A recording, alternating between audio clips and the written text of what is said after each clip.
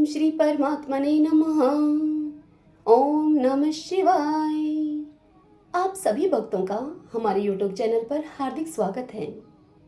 शिव पुराण की आज की कथा में हम सुनेंगे शिवलिंग की स्थापना, उसके लक्षण और पूजन की विधि का वर्णन तथा शिवपद की प्राप्ति कराने वाले सत्कर्मों का विवेचन, मोक्षदायक पुण्य क्षेत्रों का वर्णन, काल विशेष में विभिन्न नदियों के जल में स्नान के उत्तम फल का निर्देश तथा तीर्थों में पाप से बचे रहने की चेतावनी, अग्निहोत्र आदि की विधि तथा महिमा का वर्णन आज हम इस पावन कथा का रसपान कर रहे हैं। कथा सुनने से पहले आप सभी भक्तों से मेरा सविनय निवेदन है, सावन का यह पवित्र मास भगवान शिव का अत्यंत प्रीतिकारक है। इस माह में किए गए पूजा पाठ जब तब का अनंत गुना फल मिलता है। इस बार 2 सावन है। थोड़ा समय निकालकर भगवान शिव पर 1 लोटा जल अवश्य चढ़ाएं और इसी के साथ आपको एक काम और करना है। नियम पूर्वक महादेव के मंत्रों का जप करें। यदि आप स्त्री हैं तो आप नमः शिवाय, आपको ओम यानी कि वर्णों का इस्तेमाल नहीं करना है। आपको नमः शिवाय मंत्र को बोलते हुए माला जाप करना है या फिर श्री शिवाय नमस्तुभ्यम, इनमें से किसी भी एक मंत्र का नियम पूर्वक बैठकर माला से जप करें। जिस प्रकार धरती माँ अपने ऊपर गिरे हुए बीज उल्टे गिरे हों या सीधे गिरे हों धरती पर, उनको उपजाती ही हैं, उसी प्रकार हमारे शंकर जी भी बड़े कृपालु हैं। ध्यान हमारा लगे या ना लगे माला जाप पर, एक माला का आप रोज जाप करें। यदि ज्यादा जाप कर सकें फिर तो कहना ही क्या है। भगवान शंकर आपकी भक्ति का आपको पूर्ण फल देंगे। आइए अब हम कथा की ओर बढ़ते हैं। ऋषियों ने सूत जी से पूछा कि हे सूत जी, शिवलिंग की स्थापना कैसे करनी चाहिए, उसका लक्षण क्या है तथा उसकी पूजा कैसे करनी चाहिए, किस देश काल में करनी चाहिए और किस द्रव्य के द्वारा उसका निर्माण होना चाहिए। यह सुनकर सूत जी ने कहा कि हे महर्षियों, मैं तुम लोगों के लिए इस विषय का वर्णन करता हूँ। तुम ध्यान देकर सुनो और इसे समझो। अनुकूल एवं शुभ समय में किसी पवित्र तीर्थ में, नदी आदि के तट पर अपनी रुचि के अनुसार ऐसी जगह पर शिवलिंग की स्थापना करनी चाहिए जहाँ पर नित्य पूजन हो सके। पार्थिव द्रव्य से, जलमय द्रव्य से अथवा तेजस पदार्थ से अपनी रुचि के अनुसार कल्पोक्त लक्षणों से युक्त शिवलिंग का निर्माण करके उसकी पूजा करने से उपासक को उस पूजन का पूरा पूरा फल प्राप्त होता है। संपूर्ण शुभ लक्षणों से युक्त शिवलिंग की यदि पूजा की जाए तो वह तत्काल पूजा का फल देने वाला होता है। यदि चल प्रतिष्ठा करनी हो तो इसके लिए छोटा सा शिवलिंग अथवा विग्रह श्रेष्ठ माना जाता है, और यदि अचल प्रतिष्ठा करनी हो तो स्थूल शिवलिंग अथवा विग्रह अच्छा माना गया है। उत्तम लक्षणों से युक्त शिवलिंग की पीठ सहित स्थापना करनी चाहिए। शिवलिंग की पीठ मंडलाकार यानी कि गोल, चकोर, त्रिकोण या फिर खाट के पाए की भांति ऊपर नीचे मोटी और बीच में पतली होनी चाहिए। ऐसा लिंग पीठ महान फल देने वाला होता है। पहले मिट्टी से, प्रस्तर आदि से अथवा लोहे आदि से शिवलिंग का निर्माण करना चाहिए। जिस द्रव्य से शिवलिंग का निर्माण हो उसी से उसका पेट भी बनाना चाहिए। यही स्थावर शिवलिंग की विशेष बात है, अर्थात अचल प्रतिष्ठा वाले शिवलिंग की विशेष बात है। चल प्रतिष्ठा वाले चर शिवलिंग में भी लिंग और पेट का एक ही उपादान होना चाहिए, किंतु बाण लिंग के लिए यह नियम नहीं है। लिंग की लंबाई निर्माणकर्ता या स्थापना करने वाले यजमान के 12 अंगुल के बराबर होनी चाहिए। ऐसे ही शिवलिंग को उत्तम कहा गया है। इससे कम लंबाई हो तो फल में कमी आ जाती है, अधिक हो तो कोई दोष की बात नहीं है। चरलिंग में भी वैसा ही नियम है। उसकी लंबाई कम से कम कर्ता के 1 अंगुल के बराबर होनी चाहिए। उससे छोटा होने पर अल्प फल मिलता है, किंतु उससे अधिक होना दोष की बात नहीं है। यजमान को चाहिए कि वह पहले शिल्प शास्त्र के अनुसार एक विमान या देवालय बनवाए जो देवगणों की मूर्तियों से अलंकृत हो। इसका गर्भगृह बहुत ही सुंदर, सुदृढ़ और दर्पण के समान स्वच्छ हो। उसे 9 प्रकार के रत्नों से विभूषित किया गया हो। उसमें पूर्व और पश्चिम दिशा में 2 मुख्य द्वार हों। जहां शिवलिंग की स्थापना करनी हो, उस स्थान के गर्त में नीलम, लाल, वैदुर्य, श्याम, मरकत, मोती, मूंगा, गोमेद और हीरा, इन 9 रत्नों को तथा अन्य महत्वपूर्ण द्रव्यों को वैदिक मंत्रों के साथ वहां छोड़ें। सदोजात आदि 5 वैदिक मंत्रों द्वारा शिवलिंग का 5 स्थानों में कर्मशः पूजन करके अग्नि में हविष्य की अनेक आहुतियां दें और परिवार के सहित मेरी पूजा करके गुरु स्वरूप आचार्य को धन से तथा भाई बंधुओं को मनचाही वस्तुओं से संतुष्ट करें। याचकों को जड़ यानी कि स्वर्ण, ग्रह एवं भू संपत्ति तथा चेतन अर्थात गौ आदि वैभव प्रदान करें। स्थावर जंगम सभी जीवों को यत्नपूर्वक संतुष्ट करके एक गड्ढे में स्वर्ण तथा 9 प्रकार के रत्न भरकर सदोजात आदि वैदिक मंत्रों का उच्चारण करके परम कल्याणकारी महादेव जी का ध्यान करें। तत्पश्चात नाद घोष से युक्त महामंत्र ओमकार ओम का उच्चारण करें। उक्त गड्ढे में शिवलिंग की स्थापना करके उसे पीठ से संयुक्त करें। इस प्रकार पीठ युक्त लिंग की स्थापना करके उसे नित्य लेप यानी कि दीर्घकाल तक टिके रहने वाले मसाले से जोड़कर स्थिर करें। इसी प्रकार वहां परम सुंदर मूर्ति की भी स्थापना करनी चाहिए। सारांश यह है बात का कि भूमि संस्कार आदि की सारी विधि जैसी लिंग प्रतिष्ठा के लिए कही गई है, वैसे ही वेद यानी कि मूर्ति प्रतिष्ठा के लिए भी समझनी चाहिए। अंतर इतना ही है कि लिंग प्रतिष्ठा के लिए प्रणव मंत्र के उच्चारण का विधान है, परंतु वेद यानी कि मूर्ति की प्रतिष्ठा पंचाक्षर मंत्र से करनी चाहिए। जहां पर लिंग की प्रतिष्ठा हुई है, वहां भी उत्सव के लिए 12 सवारी निकालने आदि के निमित्त मूर्ति को रखना आवश्यक है। वीर को बाहर से भी लिया जा सकता है। यहाँ वीर मूर्ति को कहा गया है।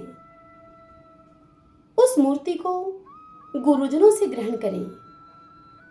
बाह्य वीर वही लेने योग्य है जो साधु पुरुषों के द्वारा पूजित हो।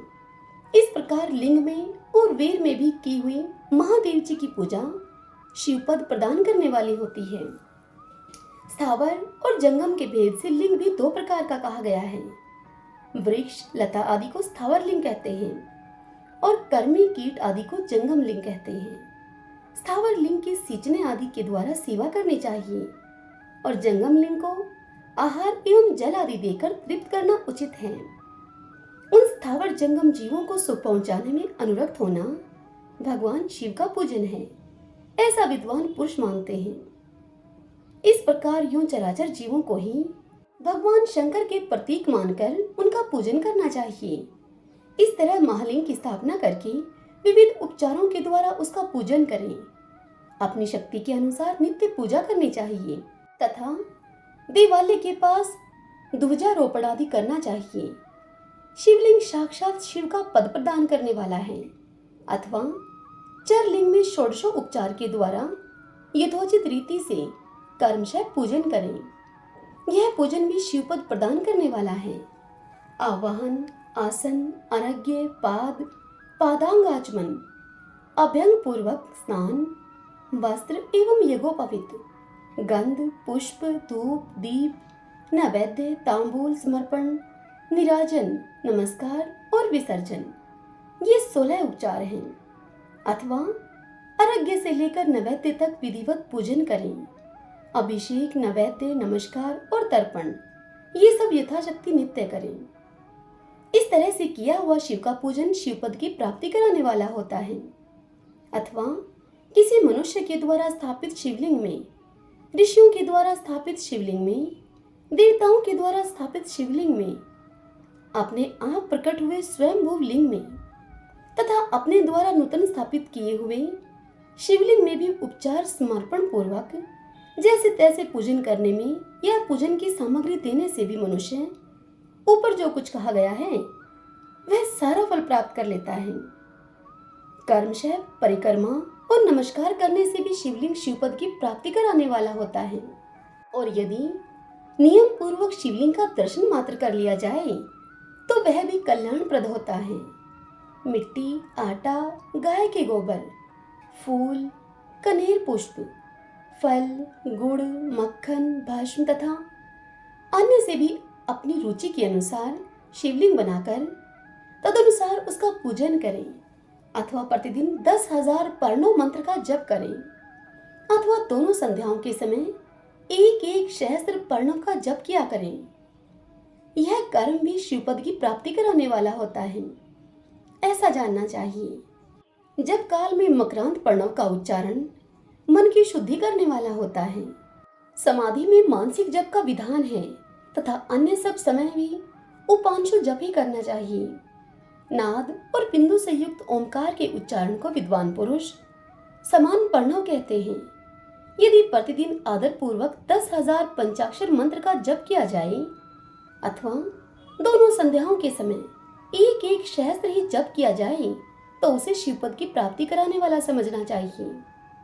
ब्राह्मणों के लिए आदि में प्रणव से युक्त पंचाक्षर मंत्र अच्छा बताया गया है। कलश से किया हुआ स्नान, मंत्र की दीक्षा, मातृकाओं का न्यास, सत्य से पवित्र अंतःकरण वाला ब्राह्मण तथा ज्ञानी गुरु, इन सबको उत्तम माना गया है। द्विजों के लिए नमः शिवाय के उच्चारण का विधान है। द्विजेतरों के लिए अंत में नमः पद के प्रयोग की विधि है, अर्थात वे शिवाय नमः इस मंत्र का उच्चारण करें। स्त्रियों के लिए भी कहीं कहीं विधि पूर्वक नमो अंत उच्चारण का ही विधान है, अर्थात वे भी शिवाय नमः का ही जप करें। कोई कोई ऋषि ब्राह्मण की स्त्रियों के लिए नमः पूर्वक शिवाय के जप की अनुमति देते हैं, अर्थात वे नमः शिवाय का जप करें। पंचाक्षर मंत्र का 5 करोड़ जप करके मनुष्य भगवान सदाशिव के समान हो जाता है। 1, 2, 3 अथवा 4 करोड़ का जप करने से कर्मशः ब्रह्मा, विष्णु, रुद्र तथा महेश्वर का पद प्राप्त होता है। अथवा मंत्र में जितने अक्षर हैं उनका पृथक पृथक 1-1 लाख जप करें अथवा समस्त अक्षरों का एक साथ ही जितने अक्षर हों उतने लाख जप करें। इस तरह के जप को शिवपद की प्राप्ति कराने वाला समझना चाहिए। यदि 1000 दिनों में प्रतिदिन एक सहस्त्र जप के कर्म से पंचाक्षर मंत्र का 10 लाख जप पूरा कर लिया जाए और प्रतिदिन ब्राह्मण भोजन कराया जाए तो उस मंत्र से अभिष्ट कार्य की सिद्धि होने लगती है। ब्राह्मण को चाहिए कि वह प्रतिदिन प्रातःकाल 1008 बार गायत्री का जप करे। ऐसा होने पर गायत्री कर्मशः शिव का पद प्रदान करने वाली होती है। वेद मंत्रों और वैदिक सूक्तों का भी नियम पूर्वक जप करना चाहिए। वेदों का पारायण भी शिवपद की प्राप्ति कराने वाला है, ऐसा जानना चाहिए। अन्य जो बहुत से मंत्र हैं उनका भी जितने अक्षर हों उतने लाख जप करें। इस प्रकार जो यथाशक्ति जप करता है वह कर्मशः शिवपद यानी कि मोक्ष को प्राप्त कर लेता है। अपनी रुचि के अनुसार किसी एक मंत्र को अपनाकर मृत्यु पर्यंत प्रतिदिन उसका जप करना चाहिए। अथवा ओम इस मंत्र का प्रतिदिन 1 सहस्त्र जप करना चाहिए। ऐसा करने पर भगवान शिव की आज्ञा से संपूर्ण मनोरथों की सिद्धि होती है। जो मनुष्य भगवान शिव के लिए फुलवाड़ी या बगीचे आदि लगवाता है तथा शिव के सेवा कार्य के लिए मंदिर में झाड़ने बुहारने आदि की व्यवस्था करता है, वह इस पुण्य कर्म को करके शिवपद को प्राप्त कर लेता है।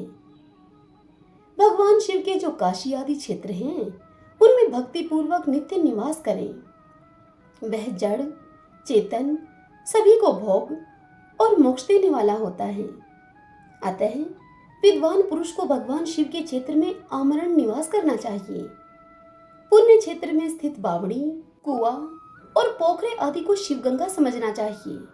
भगवान शिव का ऐसा ही वचन है, वहां स्नान, दान और जप करके मनुष्य साक्षात भगवान शिव को प्राप्त कर लेता है।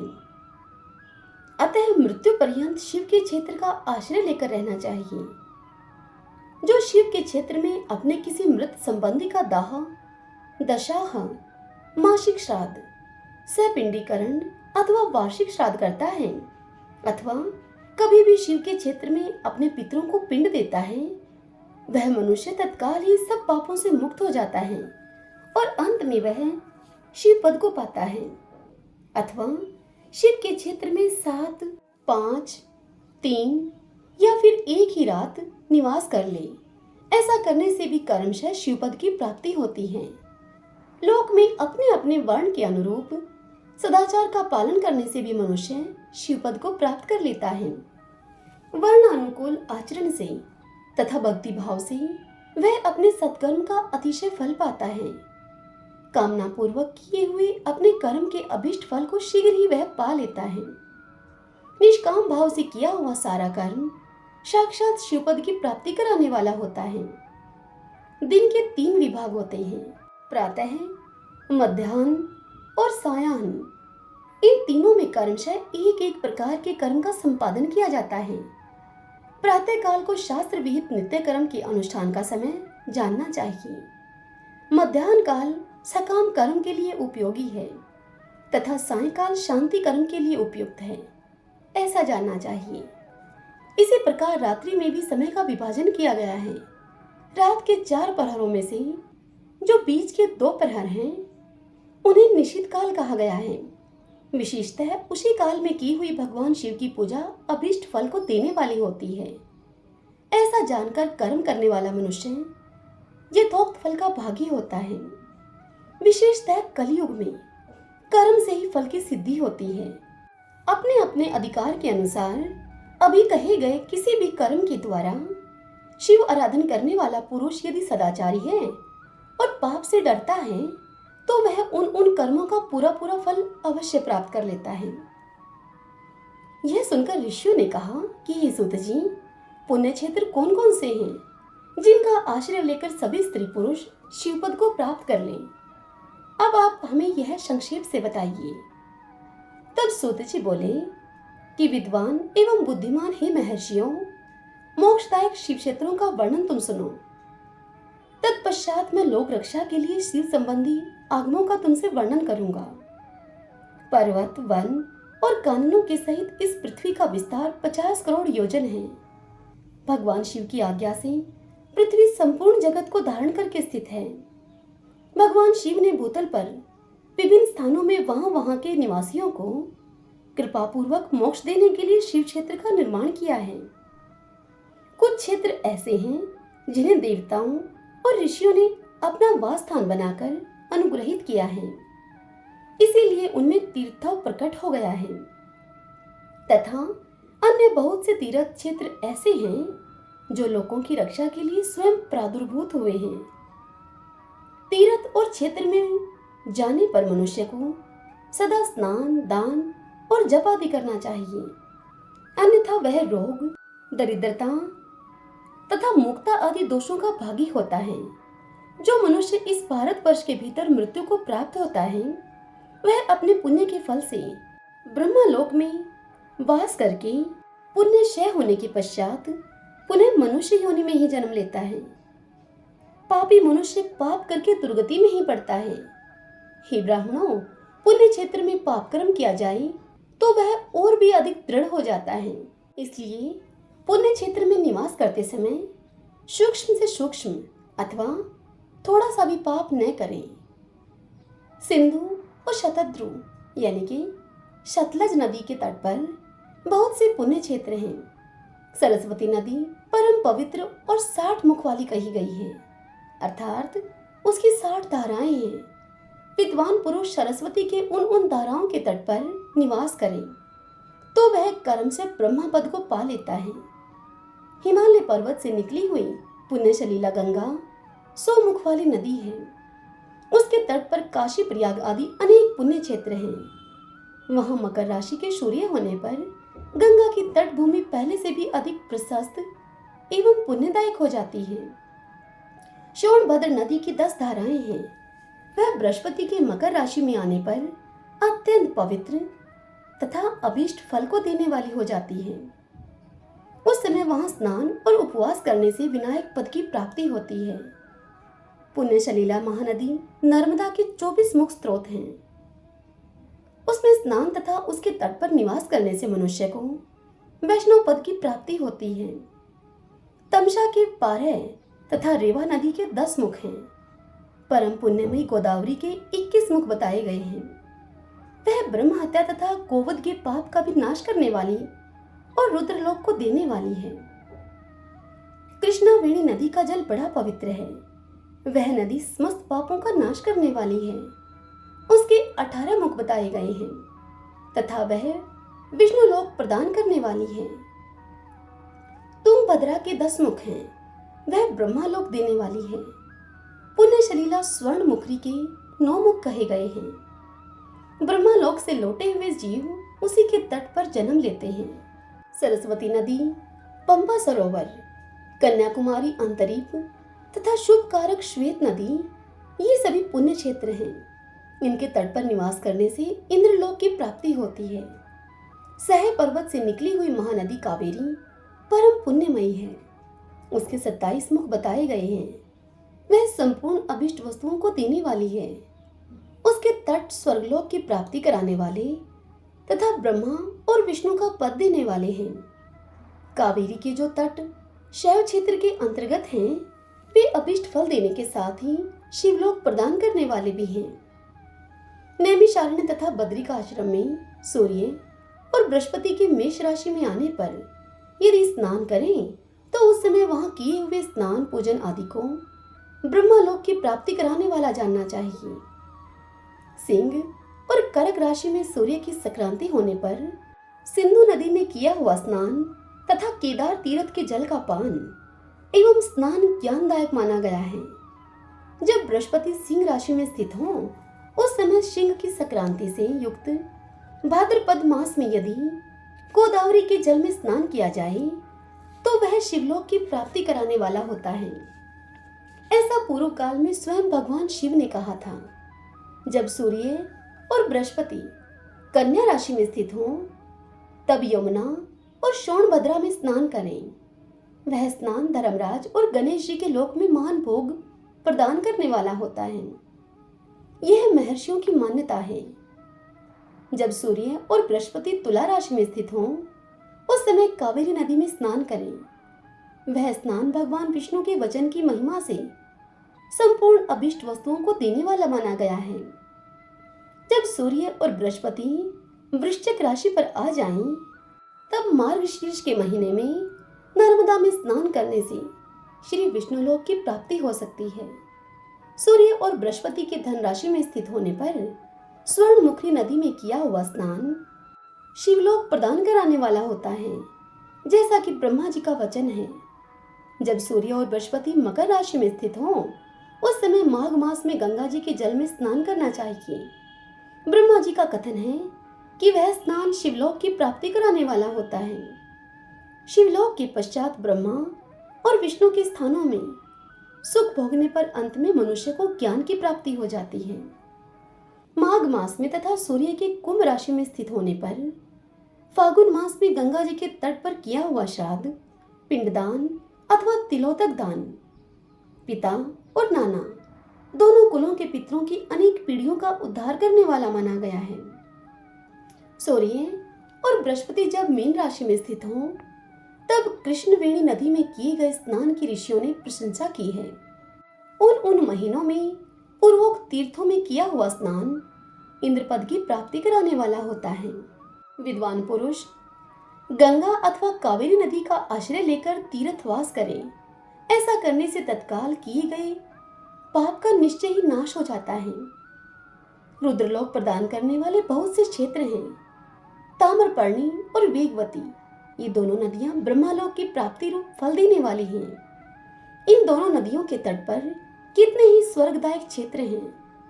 इन दोनों के मध्य में बहुत से पुण्यप्रद क्षेत्र हैं। वहां निवास करने वाला विद्वान पुरुष वैसे फल का भागी होता है। सदाचार, उत्तम व्रति तथा सद्भावना के साथ मन में दया भाव रखते हुए विद्वान पुरुष को तीर्थ में निवास करना चाहिए, अन्यथा उसका फल नहीं मिलता। पुण्य क्षेत्र में किया हुआ थोड़ा सा भी पुण्य अनेक प्रकार से वृद्धि को प्राप्त होता है। और वहां पर किया हुआ छोटा सा भी पाप महान हो जाता है। यदि पुण्य क्षेत्र में रहकर ही जीवन बिताने का निश्चय हो तो उस पुण्य संकल्प से उसका पहले का सारा पाप तत्काल नष्ट हो जाएगा, क्योंकि पुण्य को ऐश्वर्यदायक कहा गया है।